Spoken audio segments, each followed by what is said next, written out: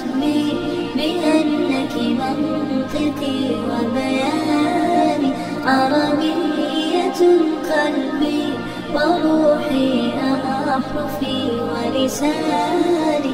عربية ثم الوصوف تضيع في أوصافك، فبك استباح الشعر يشدو أعذب الألحان.